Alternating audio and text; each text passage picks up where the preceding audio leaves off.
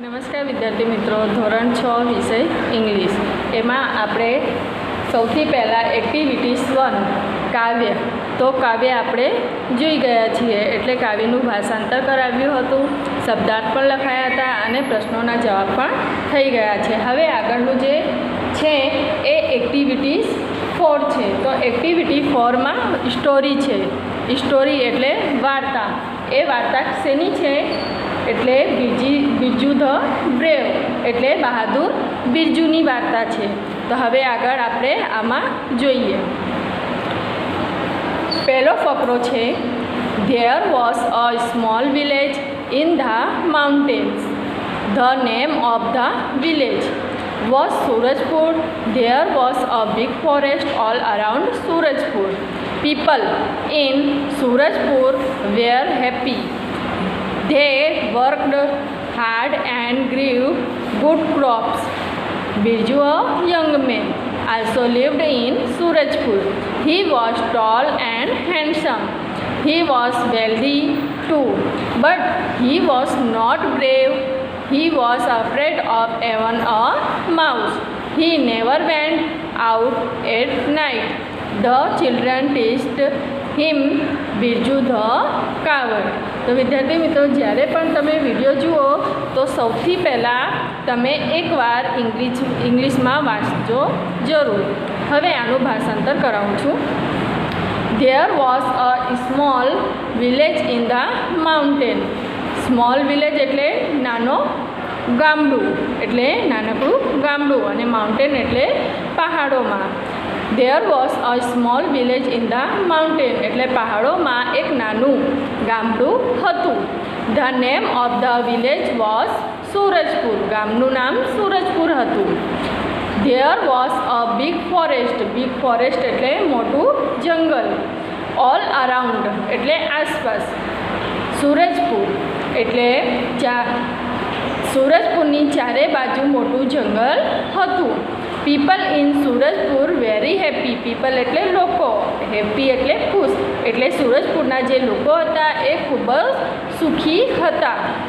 They worked hard and grieve good crops. તેઓ ખૂબ મહેનત કરતા અને ખૂબ પાક પકવતા. બિરજુ અ યંગ મેન. બિરજુ યુવાન માણસ.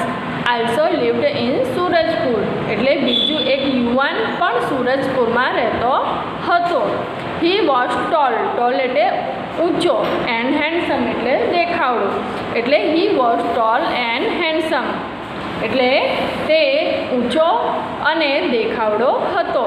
He was wealthy. વેલ્ધી એટલે સમૃદ્ધ, એટલે હી વોઝ વેલ્ધી ટુ એટલે તે સમૃદ્ધ પણ હતો, એટલે પૈસા ટકાથી સમૃદ્ધ હતો. But he was not brave. But એટલે પણ, બ્રેવ એટલે બહાદુર. But he was not brave એટલે પરંતુ તે નીડર ન હતો, એટલે બહાદુર ન હતો. He was afraid of even a mouse એટલે તે એક ઉંદરથી પણ ડરતો હતો. He never went out at night અને તે રાત્રે કદી બહાર જતો નહીં, એટલે એને ઉંદરથી પણ ડર લાગતો હતો અને એ ક્યારે રાત્રે બહાર જતો ન હતો. ધ ચિલ્ડ્રન ટીચ્ડ હિમ બીજુ ધ કાવડ. ટીચ્ડ એટલે ચીડવવું, કાવડ એટલે કમજોર, એટલે ડરપોક. એટલે ધ ચિલ્ડ્રન ટીચ્ડ હિમ બીજુ ધ કાવડ એટલે બાળકો તેને શું ચીડવતા હતા? ડરપોક બિરજુ. હવે જે ઉપરનો ફકરો હતો એ ફકરાના આધારે હવે અહીંયા પ્રશ્નો છે, પછી વિકલ્પો છે. એટલે પહેલાં પ્રશ્નો આપણે જોઈ લઈએ અને પછી સાચા વિકલ્પ પસંદ કરીને ક્રમ અક્ષર લખવાનું છે. તો પહેલો પ્રશ્ન, what was the name of the village એટલે ગામનું નામ શું હતું? તો આન્સરમાં શું લખવાનું છે? The name of the village was Surajpur એટલે ગામનું નામ સુરજપુર હતું. પછી બીજું છે, what was there all around Surajpur. સુરજપુરની આસપાસ શું હતું? તો there was a big forest all around Surajpur એટલે સુરજપુરની ચારે બાજુ મોટું જંગલ હતું. ત્રીજું, વેર ડીડ બીજુ લીવ એટલે બીજુ ક્યાં રહેતો હતો? તો બીજુ અ યંગ મેન લીવ્ડ ઇન સુરજપુર એટલે બીજુ યુવાન હતો અને સુરજપુરમાં રહેતો હતો.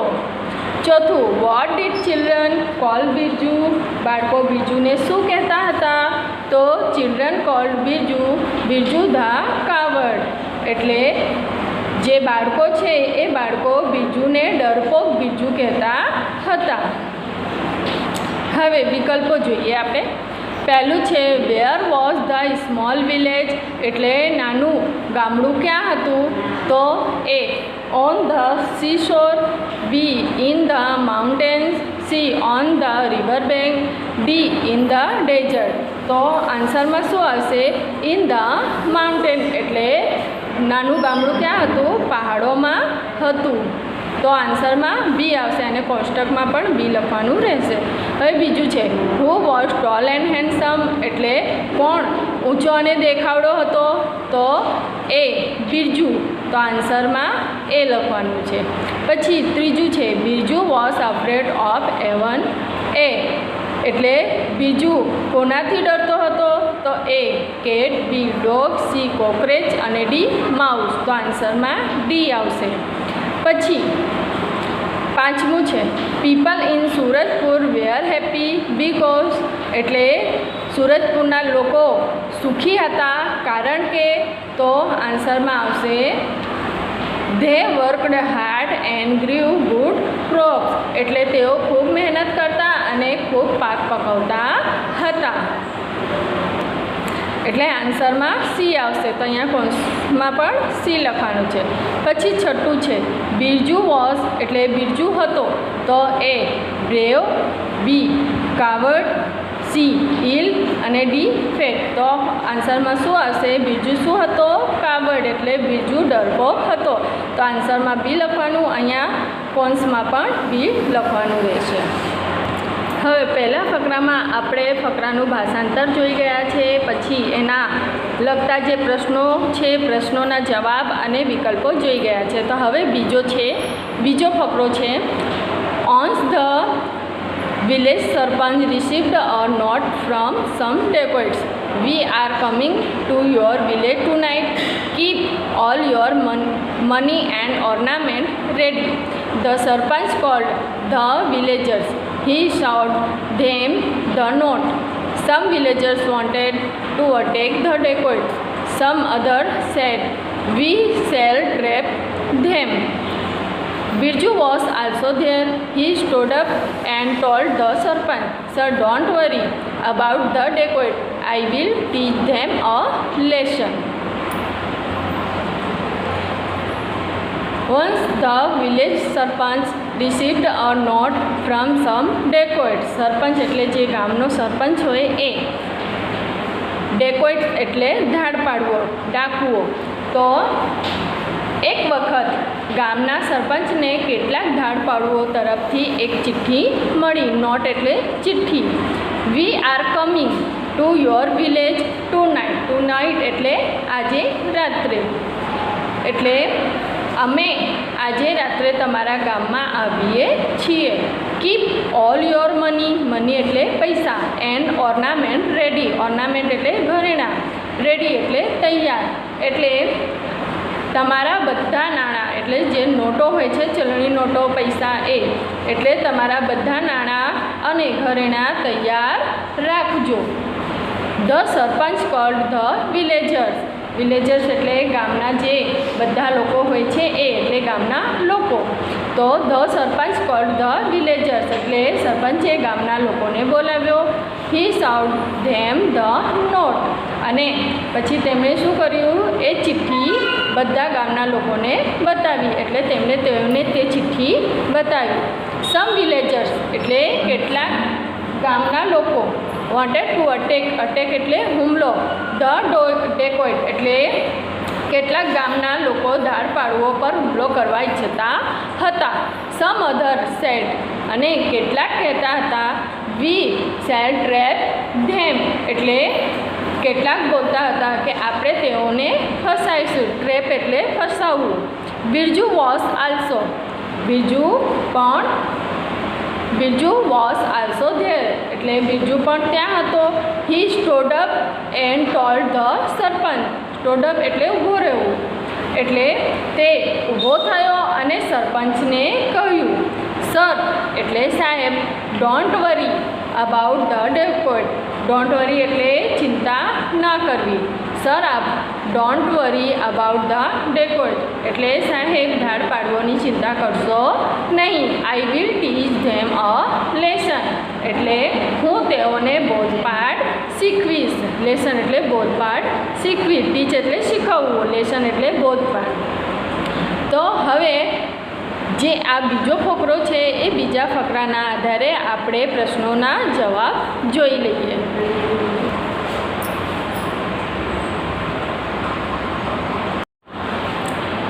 પ્રશ્ન નંબર 1. What did the village sarpanch receive from some dacoit એટલે ગામના સરપંચને કેટલાક ડાકુઓ પાસેથી શું મળ્યું?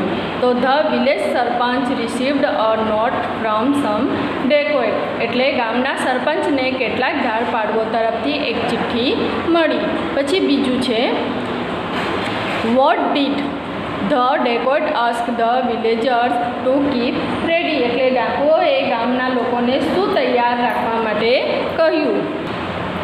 The dacoit asked the villagers to keep their money and ornament ready એટલે ધાડ પાડવોએ ગામના લોકોને નાણાં એટલે ચલણી નોટો અને ઘરેણાં તૈયાર રાખવા માટે કહ્યું.